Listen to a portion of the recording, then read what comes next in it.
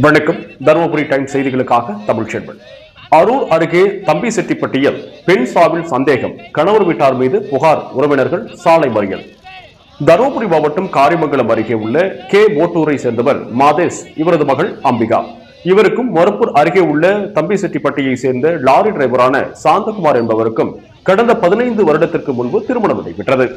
இத்தம்பதிக்கு ஒரு மகன், ஒரு மகள் உள்ளனர். இருவரும் சந்தோஷமாக குடும்பம் நடத்தி வந்த நிலையில் கணவர் சாந்தகுமார், அவரது அக்கா கயல்வெளி, அக்கா கணவர் தமிழ்ச்செல்வன் ஆகியோர் இணைந்து அம்பிகாவிடம் அடிக்கடி தகராறு செய்து வந்ததாக கூறப்படுகிறது. இந்நிலையில் அம்பிகா விஷம் அருந்தியதாக அவரது உறவினருக்கு தகவல் தெரிவித்தனர். இதையடுத்து அவரது உறவினர்கள் அம்பிகாவின் வீட்டிற்கு சென்று பார்த்தபோது அம்பிகாவின் சடலம் அரூர் அரசு மருத்துவமனைக்கு கொண்டு சென்று விட்டதாக தகவல் தெரிவித்தனர். இதனிடையில் அம்பிகாவின் உடலை அவரது உறவினர்கள் பார்த்து கதறி அழுதனர். பின்னர் கணவர் சாந்தகுமாருக்கு, அவருக்கு அக்கா கயல்வெளி, அக்கா கணவர் தமிழ்ச்செல்வன் ஆகியோர் மீது வழக்கு பதிவு செய்து கைது செய்ய வேண்டும் என கூறி அம்பிகாவின் உறவினர்கள் மொரப்பூர் அரூர் சாலையில் சாலை மறியலில் ஈடுபட்டனர்.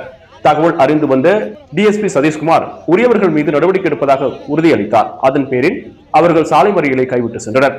அம்பிகா உடல் பிரேத பரிசோதனைக்காக அரூர் அரசு மருத்துவமனையில் வைக்கப்பட்டுள்ளது.